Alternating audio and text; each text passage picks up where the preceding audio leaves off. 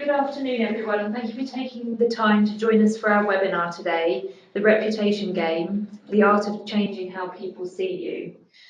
My name is Michelle.ward, and I oversee our reputation programmes here at Oxford Said, and will endeavour to answer any questions you may have about the programmes or the school more broadly later this afternoon.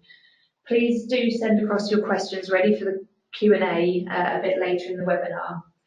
I'm delighted to welcome Rupert Younger, Director of the Oxford University Centre for Corporate Reputation and Academic Director of Oxford Said's Corporate Affairs Academy and Reputation and Executive Leadership Programmes. Rupert is a leading commentator on reputation matters relating to corporations and institutions around the world. He has over 20 years of experience in communications, working with major UK and international companies on their financial communications, investor relations and reputation engagement programs. Most recently, Rupert has co-authored The Reputation Game, which explores why, in today's world where perceptions matter more than facts, reputation is more valuable than money. Rupert, we'd all love to hear from you today.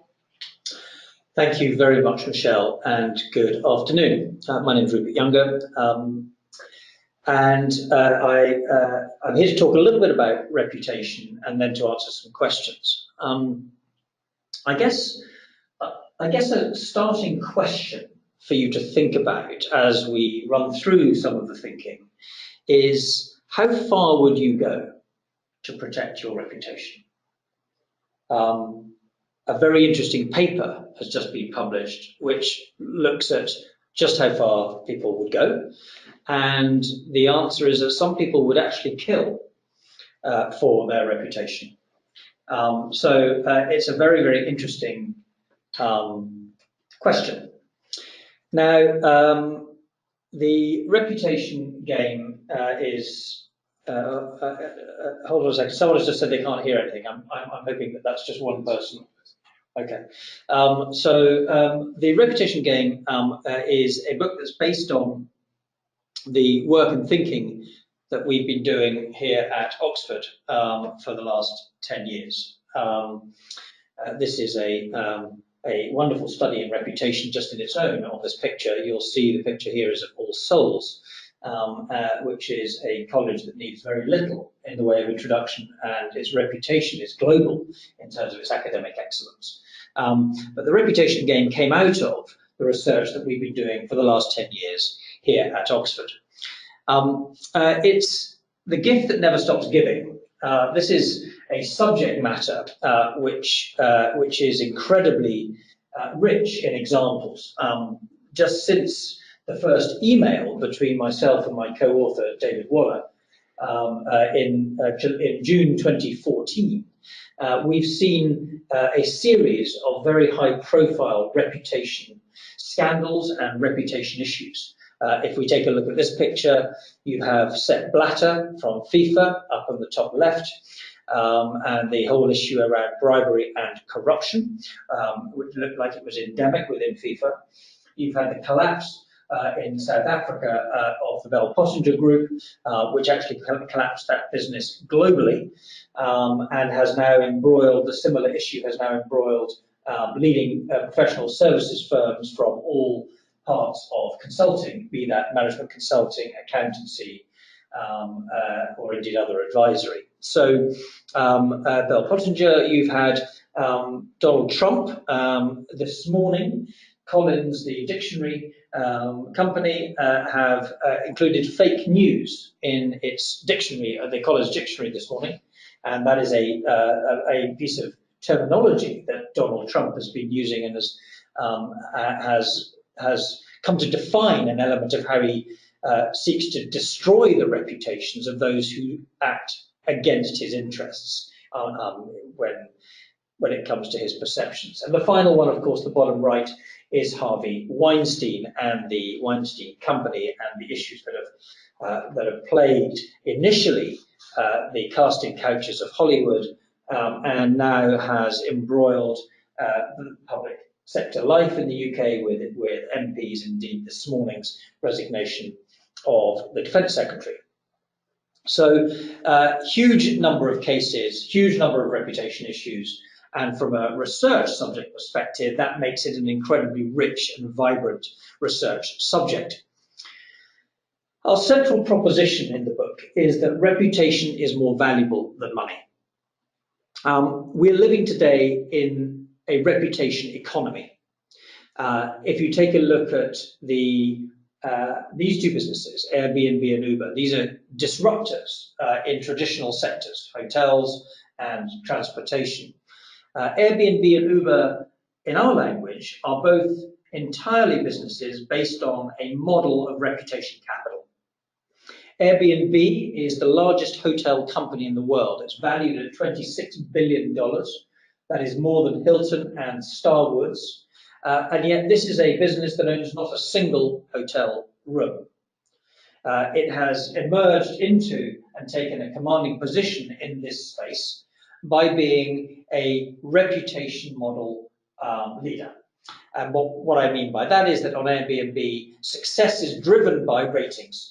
It's driven by what users say about you as an owner of a property and what you say about the users as the users of the property.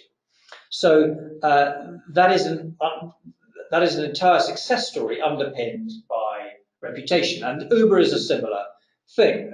Those of you who have Uber on your phones, you will see a rating in the top right-hand corner of your Uber page. Mine is 4.59, if anyone wants to know. Now, that's one of those issues and things which people now look at. And for anyone who's a fan of Black Mirror, the TV programs, it's a fantastic series on television at the moment. They have run a series of dystopian futures, which actually are not future or dystopian in the slightest. One episode, for example, has a young lady living with her brother, seeking to move into a new house. In order to do so, she needs a rating of 4.5 or above, and that rating is something she chases, and she chases, and she chases, and she fails, and by chasing that rating, she fails even further, and her life unravels and collapses. So we think that these type of things are dystopian futures. Well, your Uber rating very soon will determine the length of time that it takes for you to get a taxi. It will determine whether or not you actually get surge pricing or not. These are all the things that this is going to start to open up in terms of a new reputation model. We asked ourselves the question, when you start and embark on a subject like this, we have to ask the question, are we right in thinking this is a brand new phenomenon? And the answer is not really. Actually, it turns out to be a very old phenomenon with a very new modern twist.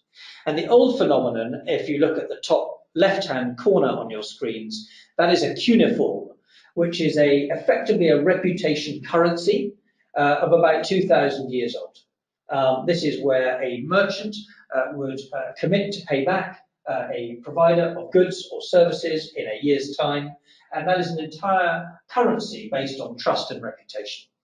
If you move forward, you look at Lloyd's of London, and in the top right, the infamous Lloyd's of London market, one of the most innovative and successful and dynamic dot-com ventures of the 1700s.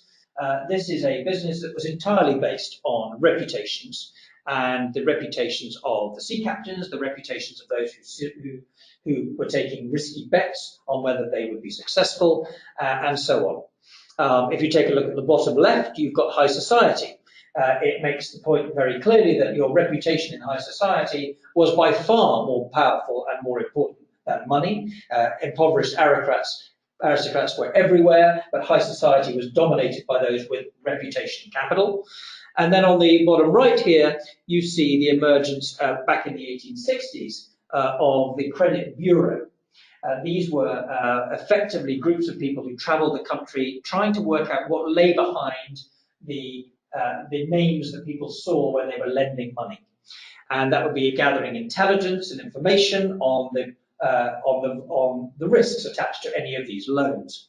Now that was essentially a reputation check mechanism from the 1860s and has produced the modern corporation equivalents of those, which are Equifax, Experian, and the other big credit reference bureau that exists today. All of these are reputation capital businesses. So the simple answer is that while we believe that reputation is the currency of our age, It has in fact underpinned society and the success of business for millennia. So what is the value of reputation? We've taken a look at this in a number of contexts. First of all, as individuals. And if you think about the finding a job market, this is a business which it will go the way, in our view, of the hotels and the transportation business. Headhunters will be in the firing line, in our view, because they are the intermediaries who really will be intermediated out by reputation capital. Take LinkedIn. Hugely successful platform. They're developing a product which will enable an employer to identify their 5 most successful candidates, or rather their 5 most successful employees who they would like to clone in an organization. That will then be amalgamated by LinkedIn into a desirable CV. That will be searched online. The people who match that CV closest will be contacted and invited for a job, and that job will then be offered only to one of those 5 people who have been searched. No one else will know the job even exists. So your reputation online will determine your success in winning a job. For organizations, sine qua non is a fascinating case study. This is a wine in Northern California, which sells at $4,600 a bottle. Now, those of you who drink wine will know that is an awful lot of money for a single bottle of wine. And how have they done this? They've created this pricing advantage on the basis of reputation. How? Very simply through 2 mechanisms. First of all, narratives. They have called this not a wine, it's called a cult wine. And when something is a cult wine, it's definitively different from a wine. Secondly, they can't buy it in a shop like anyone else. What you have to do with sine qua non is you have to sign up to a waiting list.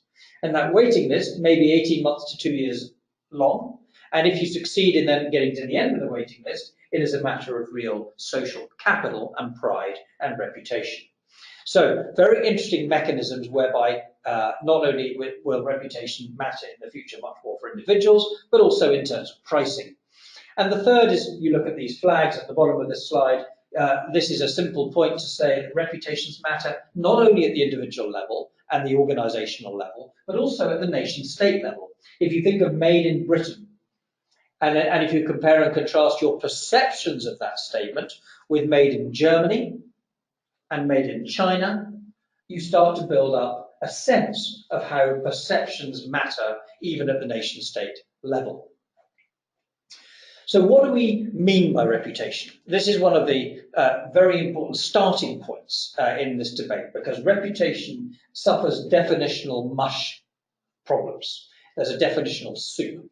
We seek in the book to try and unpack that and give some clarity to what we mean by reputation and how it differs from some pretty important concepts like brand and identity. Put very simply, identity is really what you have as your DNA, as an individual, as an organization, as a company. This is the core of what it is that you do that doesn't change when the market conditions change. It's your DNA, it's your identity. Your brand, if it's doing a really good job, will express the underlying identity of your organization or you as an individual. Your reputation is then the next stage on. So your identity is what you are, your brand is what you hope to be and be seen as, and your reputation is what others actually see you as. So if you like, a really good job would be done if the identity fed into a really clever, well-matched brand program, and if that was then done with authenticity, then reputation and reputation advantage would follow. And you can see plenty of examples where that has worked and where that hasn't worked. And the book under sort of unpacks a number of those different ideas. All you have to do is think of, if I think of a brand that is a global brand, like let's say the Catholic Church, an enormous, powerful global brand, perhaps not with the best of reputations at certain key moments in its history.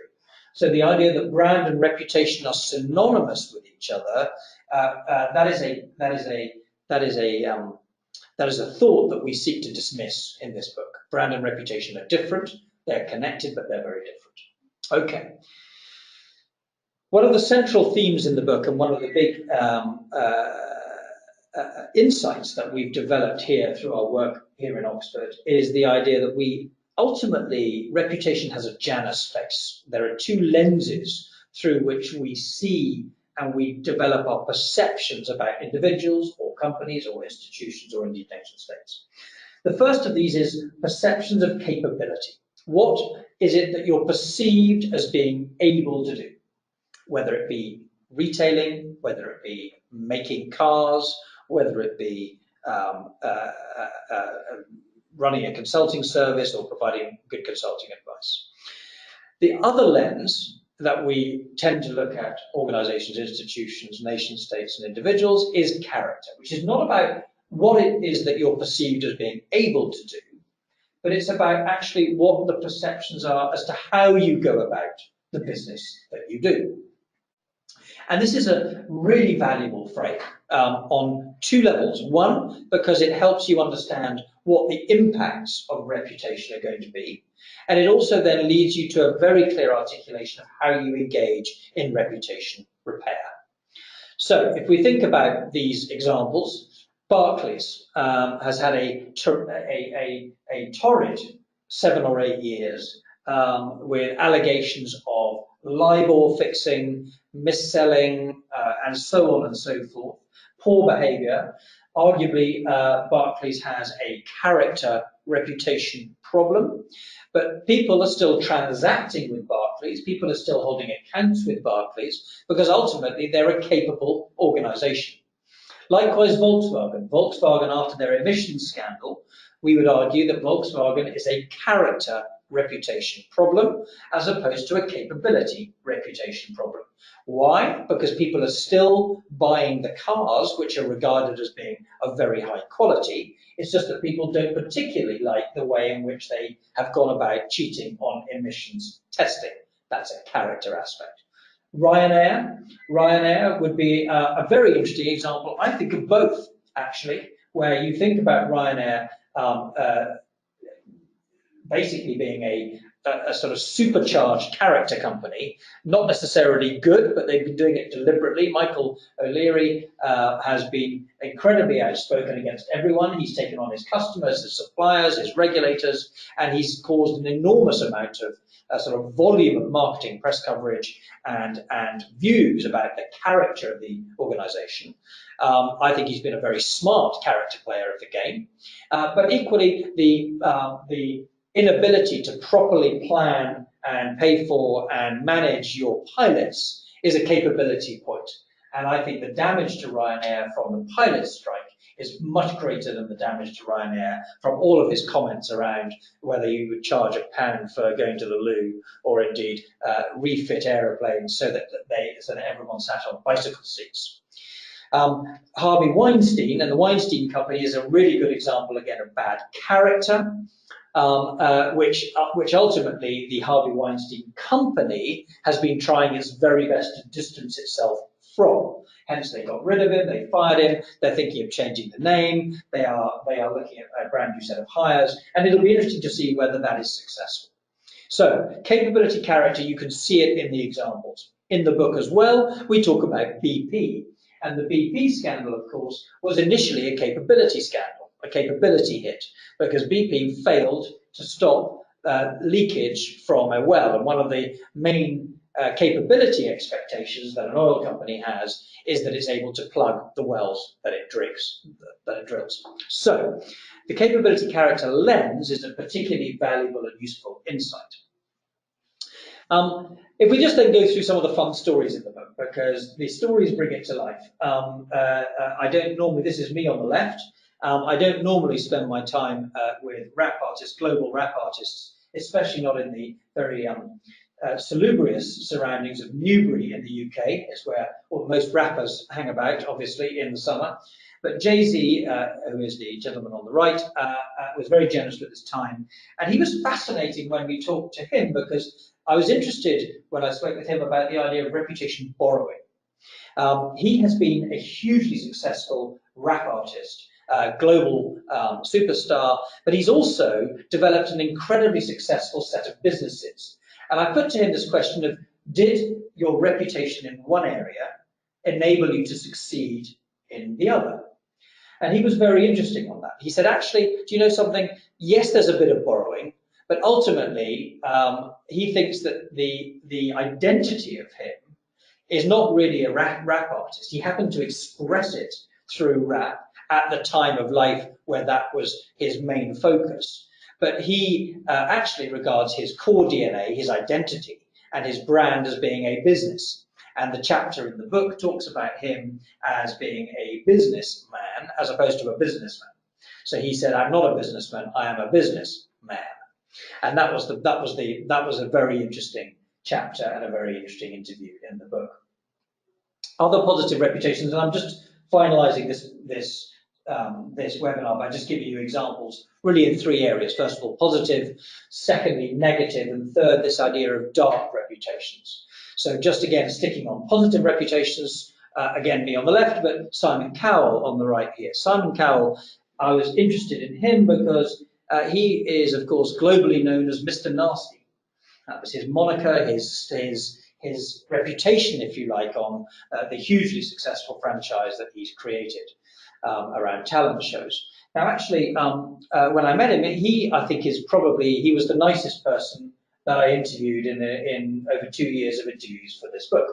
He was unbelievably polite, incredibly generous with his time, extremely attentive to everything that I asked, and followed up in very generous ways. So he's been an incredibly polite and nice interviewee, and very much against this whole concept of Mr. Nasty. So I put it to him that, I asked him the question of how did this moniker come up, and how did he feel about it? And he said, well, actually, for me, the issue wasn't so much the marketing. He understands, he's a super savvy marketeer. He understands exactly that the program wanted to position him against some of the other judges in a certain way. But he said it really boils down to actually the DNA of the type of person I am. And that he viewed the comments that he made when he was nasty, in inverted commas, to the contestants and told them that they weren't going to succeed. He didn't regard that as nasty. He regarded that as being a tough conversation, but one based on very high integrity.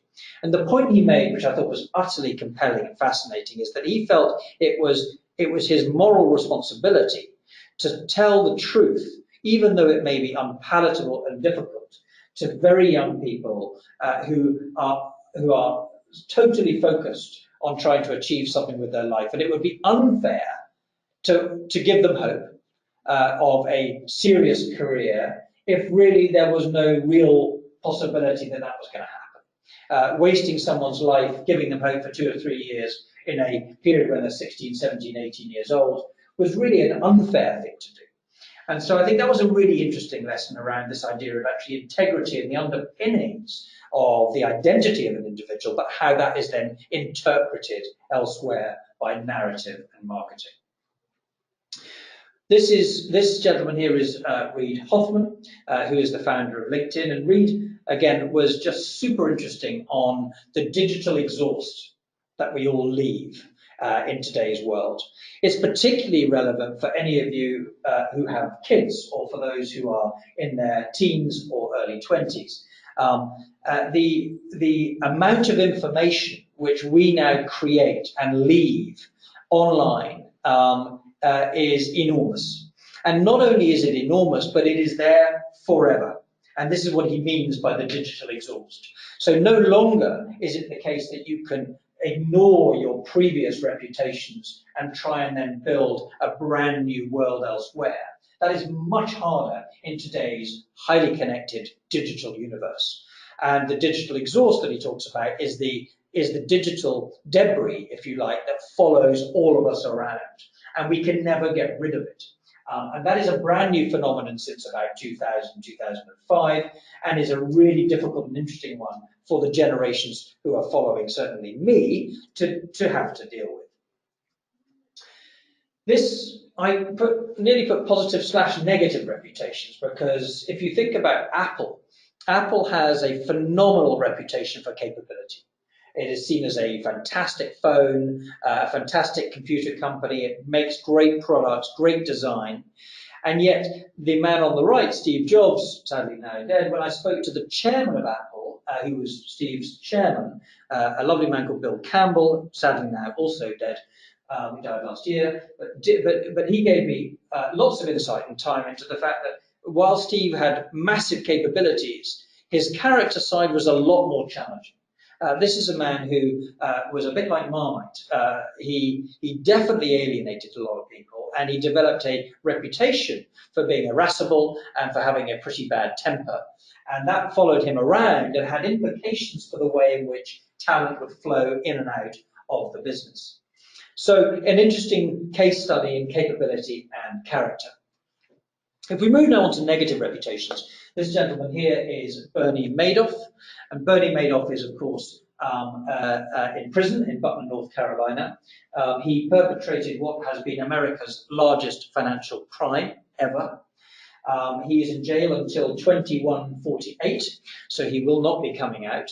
And I managed to get an agreement from him to correspond with him in jail, and that was great. I'm one of the very few people who had the opportunity to correspond with him, and he gave me a lot of detailed explanations about why and how he did what he did.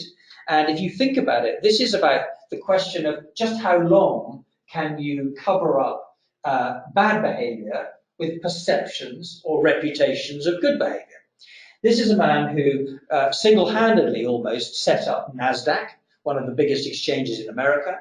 He sat on one of the largest regulators in the US. He was a main feature of country clubs. He was accepted in the elites. He was a man who people begged to have invest their money. And he created this incredibly powerful reputation capital around him and his capabilities. And yet it was underpinning it all was this deep, deep fraud. And so it was a fascinating insight into just how long it takes for you to then have perceptions matching the underlying reality. Whether you believe Irving Pickard, who was the prosecutor, he believes he was a fraud since 1973 when he first started. If you talk to Bernie, he argues that he started to become fraudulent in his activities in the early 1990s. So, a very interesting insight and chapter, we think, on Bernie Madoff. Other negative reputations, this is Dennis Kozlowski. Dennis was at one point the most highly paid chief executive in the world. He was paid $300 million as chief executive of Tyco. He served 7 years in prison for white-collar crime, for the allegation that he misused corporate assets. He became infamous for the fact that one of the things that he bought on the company's checkbook was an $8,000 shower curtain. And that became the image, if you like, that became the focal point of allegations that he had misused corporate funds, spent them on toga parties on Greek islands, and inappropriate and over-lavish entertainment and expenses flying around in jets. Dennis, again, hugely generous with his time, actually an extremely nice, very humble, very engaging man. Fascinated on this concept of reputation recovery, because he's come out of jail now, and he's looking to now, he's a youngish man, he's looking now to rebuild his reputation through his actions. And in the same way as John Profumo, the British cabinet minister in the 60s, actually managed to rebuild his reputation after the Profumo scandal, but it took him about 20 years to do. Dennis Kozlowski is now working with ex-offenders, with people like him, to help them get jobs, to get back on their feet, and is doing an enormous amount of work in that space to then build on what he learned in the 7 years in jail and to give back to society. And I think it's a really interesting reputation recovery story. If we just then finish off, and then we can answer some questions on this question of dark reputations.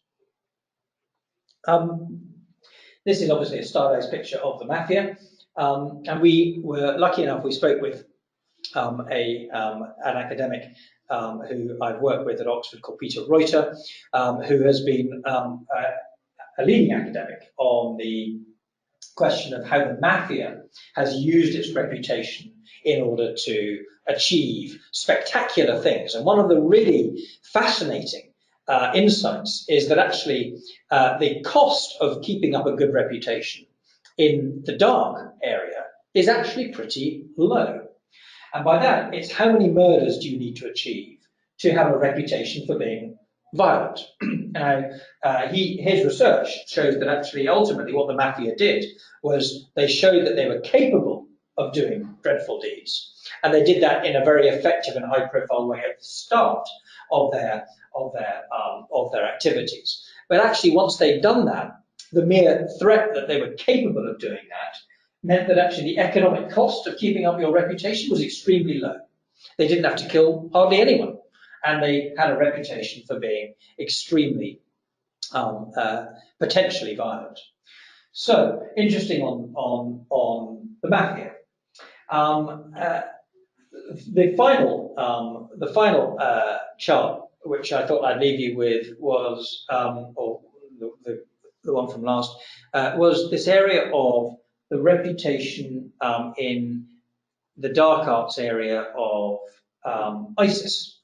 It struck us as we were, me in particular, as I've been researching this, this question of how is it that ISIS is able to, in some way, attract sentient individuals to come and change their life completely and move to a very different world and to put their lives at risk. What is the reputation play here? How do they build this reputation that is seemingly attractive to young men and also to young women?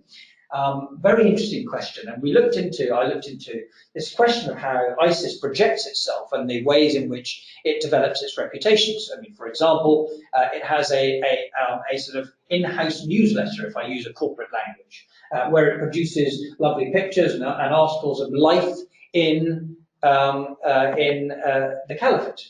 And they are nice, happy images of people tending gardens, friendships. There's a whole architecture which they use to portray themselves in a certain way. This particular image here is actually an image from their annual report. Now, again, it's a very strange thing that an organization like ISIS should produce an annual report. Annual reports are normally the things that institutions or governments do. They produce an annual report. Why? Because they want to be seen as legitimate. And an annual report is a legitimacy tool. It says this is what we do, it's transparent, it's all these things. This particular graph was fascinating because in the same way as organizations and companies produce graphs that show 30% of the activities are in Western Europe, or 10% of the profits are in this division, and those are the pie charts you see in organizational annual reports. This is their own pie chart. Their pie chart, though, is how many car bombs have there been in that given year? How many assassination attempts? How many sniper shots? How many roadside bombs? How many IEDs? How many kidnappings? These are terrible things, of course, to talk about. But it was a very interesting use of reputation mechanisms to build a certain set of reputations. So again, this idea that sometimes it's not good to have a good reputation, it actually is very, very valuable to have a bad reputation. So the final from me is a little sense of the answer of what can you do in this very difficult world. What are the tools and techniques? And our book sets out these three core elements that are within your control. Reputation itself is not within your control because it's by definition what others think about you. But you can engage with that in three ways. First of all, through your behavior. Your behavior builds patterns and signals a certain set of underlying capabilities or characters. Secondly, it's the networks that you choose to embrace what you do through. And your choice of those networks will have significant impacts on the way in which your reputations evolve. And the third is, of course, the traditional area of language, narratives, and framing. and the cognitive processes that underpin our use of language, which, if you think about it, has been a feature of reputation since Plato, Socrates, Winston Churchill, and beyond. So that's the focus of our research here in Oxford. And with that, I'm going to hand over to Michelle to handle the Q&A. So thanks ever so much, Rupert. That's absolutely fascinating. So we would like to open the floor to questions about Rupert's work, the book, or indeed our executive programmes. So Rupert is the academic director for our Corporate Affairs Academy and also our Reputation and Executive Leadership programmes, which are really fantastic forums to learn more about the work of the Reputation Centre here at Oxford. But we do have a couple of questions, I believe, so let's have a look.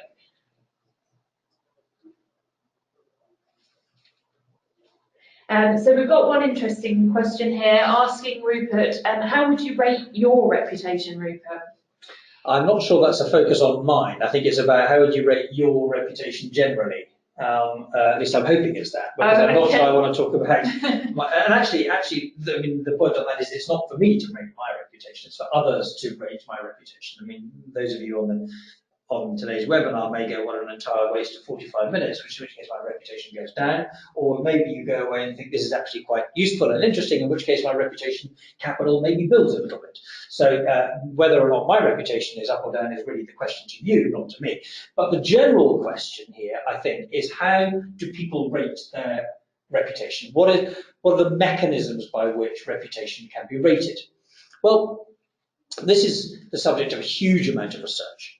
Measurement is, in a way, the holy grail of things. And I would argue that there are some mechanisms. First of all, we talk about this idea of multiple reputations. So one doesn't have a single reputation. One has a reputation for something with someone. And so if you think about your reputation with customers as an organization, well, ultimately, the measure of your reputation is sales. If you think about your reputation with your employees, ultimately the measure of your reputation with employees will be either the extent to which you retain the good ones, and also or maybe the extent to which you then can hire and attract and recruit the right talent for the future.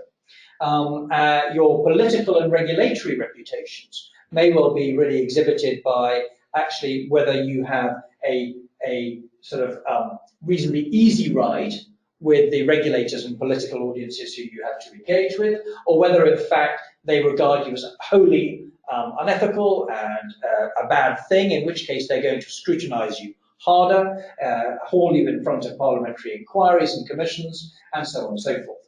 Now, so that's the broad answer. Getting into the specifics of measurement, there are tools to measure those things. So if you think of the political side, one could think about a measure that says, let's take a look at the volume of mentions in Hansard. And if the volume of mentions goes up, then at least you've got a temperature check of whether you're more or less politically interesting. Secondly, you could say, actually, I want to go beyond that. I want to take a look at actually what's being said, or you could take a look at a word analysis and analyze that as positive or negative. So there are some mechanisms. Cool, thank you very much. There's another question here. There are some remarkable examples of recovered reputations. For instance, Richard Nixon, Michael Milken. What do you think characterises a successful recovery? Is it good deeds? So it's a great question. Thank you very much for it.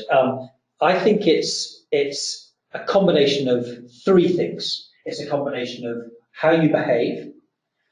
In other words, you have to change if you've been perceived as being a wrongdoer. You have to persuade people that ultimately you haven't just said you changed, but you've actually changed. So that's number one. Number two is that actually it helps if you can start to build a different set of networks with people who haven't necessarily pigeonholed you as universally bad. And third, it will be that you need to start changing the narrative, which will rely, if it's to be authentic, on you being able to do the first and second things well. So I'm particularly interested in this question because one of the insights from the book and from our research is that actually you're still playing the reputation game even after you're dead. So if you think about the Andrew Jackson, one of the most successful and loved US presidents, his face adorns the $20 note. Very interesting that actually this is now considering being removed, because Andrew Jackson was known and loved for the fact that he created modern America. He pushed the frontiers of modern America further west than they'd ever been. And that was the dominant narrative. He was the father of modern America. But of course, the other side is that he pushed Native Americans, the Native American Indians, off their reservations. And it became known about 10 years ago that period in Native American history was actually called the Trail of Tears, as people started to be moved forcibly off their historic lands. So the whole idea of the fact that you're only playing the game when you're alive, no, your game still plays even when you're gone. And there's another really interesting question here, Rupert. Would you agree that where behaviours closely match the brand narrative, both the reputation and brand become more closely linked and the reputation capital and brand equity grows simultaneously? Yes, I would. Undoubtedly, if you have an authentic brand story and that brand very closely aligns to your identity, and so it accurately reflects exactly what it is you are, you stand a much greater chance of having your reputation match your brand. I would agree. And another question around social media. So, do we need to use different narratives for different kinds of social media, say Facebook, LinkedIn, and so on? Or should it be consistent irrespective of the media? Great question. Thank you very much for that one. I think that it is extremely difficult to have a core differentiated message across different platforms today. The connectivity that we have now with universal broadband and the speed at which those different messages get shared amongst the different audiences has never been faster. I think 25 years ago, you could have got away with very different, even core messages. Now, that's not to say that you have to have the same amount of emphasis on the different aspects. So if you think of LinkedIn, LinkedIn is generally perceived as being more focused on career and employment, whereas Facebook is more interested in sharing social experiences. So the same core can underpin it, but ultimately the actual weighting, if you like, or where you put the emphasis may differ. Fantastic. Unfortunately, we're now out of time for any further questions. So I'd just like to wrap up by thanking Rupert very much for his time on the webinar today. And if anybody does have any further questions at all, my contact details are here on the screen. So please do feel free to contact me by phone or email or via LinkedIn. Thank you very much for joining today.